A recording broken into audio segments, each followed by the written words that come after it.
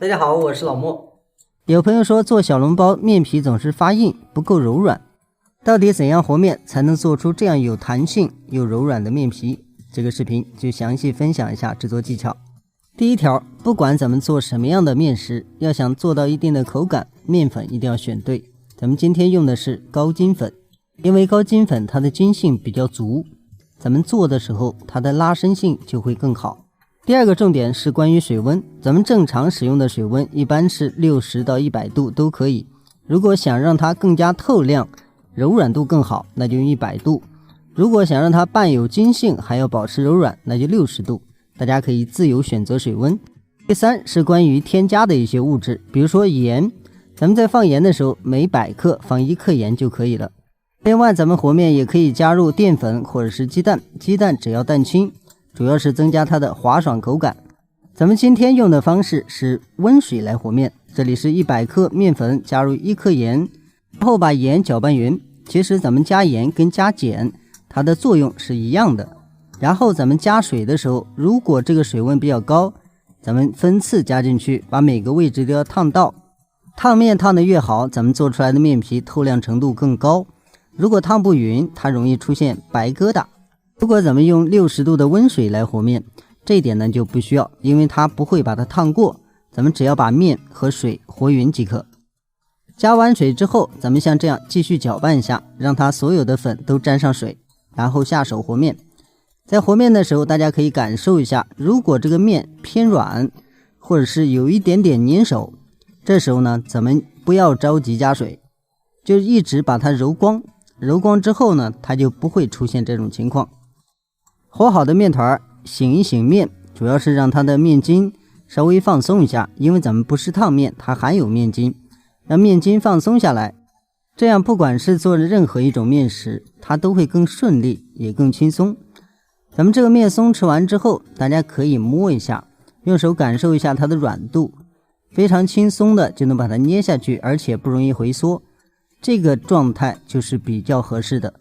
然后咱们再来揉面呢就很轻松了。这里呢我也没有剪辑，大家可以看一下，揉制的时间呢基本上就在2分钟之内，就能把它的表面揉得更加光滑一些。另外大家稍微注意一下，只要咱们水量加的合适，在揉面的时候不需要撒更多的干粉。大家可以看一下，咱们简单揉过之后呢，它表面已经开始光了。面揉光之后就不要再长时间的去揉了，那样只会增加面的筋性，拉的时候容易断。所以咱们在最后这一步搓条的时候呢，就是简单的把它压成一个长条形，咱们就可以来搓了。在搓条这一步，很多朋友说自己搓的面剂子总是会回缩，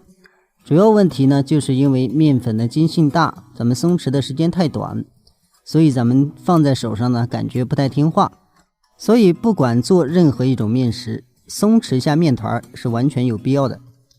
这时候咱们再来搓呢，包括揉都非常方便，这个面团也会比较听话。大家可以看咱们搓好的这个面剂子呢，放在这里完全不会回缩，搓多长就是多长。如果咱们稍微放一下，这个面剂子一边变长了一边变短了，这就说明醒面不足。然后咱们在揪剂子的时候，咱们这个手呢就这样掐住它，然后要注意一下，不是这个关节往下拉，而是咱们拇指和食指对口的地方，这个位置呢往下轻拽就可以下来。另外咱们下这个小笼包的剂子呢，基本上就在8克，咱们6克7克都 OK， 只要大家技术过关，小一点也不要紧，越小呢面皮越透亮，越薄越软越好吃。接下来咱们擀几张皮，大家可以看一下这个效果。等面皮擀好之后，一定要看一下这个厚度，基本上跟饺子皮的厚度一致就可以。大家可以看一下这个状态，咱们轻轻的去给它拉伸，非常轻松的就能给它拉长。因为这个剂子呢今天是7克，咱们能拉成这样的一个状态。再横着拉一下，大家可以看一下它能变得更薄，而且它这个筋性呢也很容易体现，咱们轻拽呢有一定的弹性。另外咱们在包小笼包的时候还是要注意一下，放馅儿的量基本上是面皮的2到3倍。咱们放上馅儿之后，在捏的时候呢，这个手跨度尽量别太大，捏的时候呢不要太用力，不要把上面捏的非常薄那种状态，那样咱们蒸好之后呢，它上面容易干，因为太薄缺水，它就容易发干。所以咱们在捏的时候呢，边缘这个力度一定要控制好，然后上口不要堆面，这是最好的。另外在包的时候大家注意一下，大家可以看到拇指前面那一点呢容易堆面，咱们只需要把拇指往前走一走，把厚的地方给它捏下去，基本上就能解决掉上面堆面的问题。总的来说，做小笼包只需要注意4点。第一呢是面粉一定要选对，第二水量要合适，第三添加的东西要合理，四注意好保存方式，不要风干。咱们的视频就到这里，再次感谢您的支持和观看，咱们下期视频再见。